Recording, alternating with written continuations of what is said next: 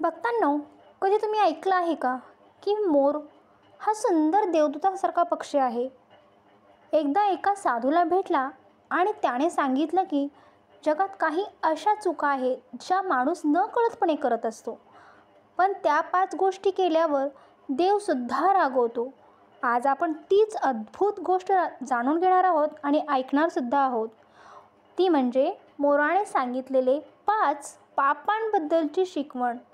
नमस्कार, श्री स्वामी समर्थ. आपण पुन्हा भेटलो आहोत या मी आणि स्वामी या सुंदर आध्यात्मिक प्रवासात. आज आपण ऐकणार आहोत एक अत्यंत गोड पण विचार करायला लावणारी कथा. ती म्हणजे मोराने सांगितलेले 5 पाप. चला तर मन शांत करा आणि या सुंदर प्रवासात मी तुम्हाला घेऊन आलेले आहे ती कथा ऐका. एका वेळेस दाट जंगलात एक साधू राहत होता. तो रोज सकाळी सूर्योदयापूर्वी उठून नदीकिनारी जाऊन ध्यान करत असे.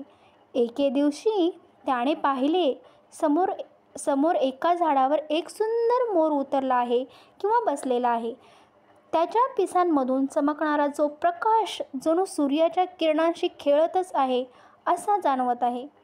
साधू हसला आणि त्या मोराला म्हणाला, "अरे मोरा, तू इतका सुंदर, देवाने तुला इतकं सौंदर्य का दिलं असेल?"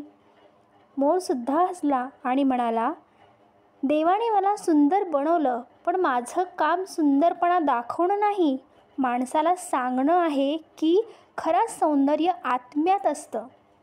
साधू थोडा आश्चर्यचकितच झाला आणि तो म्हणाला, "मग सांगणारे मोरा, तू इतका शहाणा का बोलतोस?"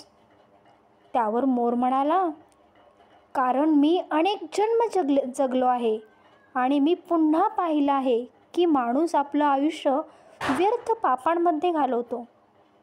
त्या 5 पापांमुळेच त्याचं सुख निघून जातं. तुला सांगते त्या 5 पापांची गोष्ट ऐक तू.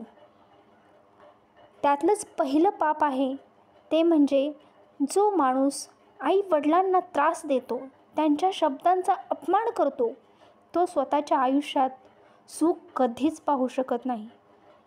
आई वडील म्हणजे देवाचं पहिलं रूप असतं. त्यांचा आदर करणं हाच आपला धर्म असतो. त्यांचा अनादर म्हणजे देवाचा अपमान करणं असं आहे. आणि दुसरं पाप म्हणजे जो माणूस अन्नाचा अपमान करतो, अन्न वाया घालवतो, त्याचं घर रिकामं होतं. कारण अन्न म्हणजे लक्ष्मी आणि लक्ष्मीचा अपमान करणारा कायम दारिद्र्यात जगतो. आणि तिसरं जे पाप आहे ते आहे जो वडीलधाऱ्या माणसांचा सल्ला ऐकत नाही, अहंकारात जगतो, तो आपलं स्वतःचं नुकसान करत असतो. ज्याचं मन नम्र नाही त्याचं ज्ञान कधीही टिकत नाही. आणि चौथं पाप आहे जो पशु पक्ष्यांना दुखावतो, त्यांचं हृदय कठोर होतं आणि कठोर हृदयाला देव जागा देत नाही. देवाला प्रेम हवं असतं, क्रौर्य नाही. आणि 5वं आणि शेवटचं पाप आहे जो खोटं बोलतो, फसवणूक करतो, दुसऱ्यांच्या भावनांशी खेळतो, तो स्वतःच्या आत्म्याला कलंक लावतो. देव सर्व माफ करतो पण खोटेपणाला फार काळ जागा देत नाही. हे होते आपले 5 पाप जे मोर सांगत आहे. तेवढ्यात मोर शांत झाला. साधूंच्या डोळ्यात पाणी आलं.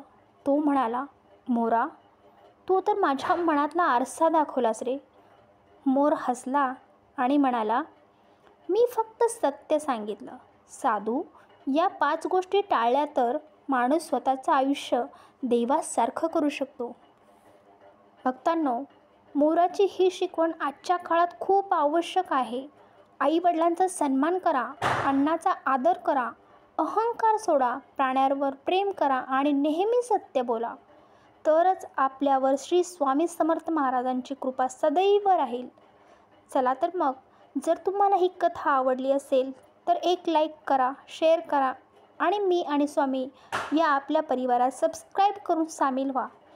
आपल्यासाठी आणखी अजूनही आध्यात्मिक आणि प्रेरणादायी कथा घेऊन मी पुन्हा येईन. तोपर्यंत श्री स्वामी समर्थ.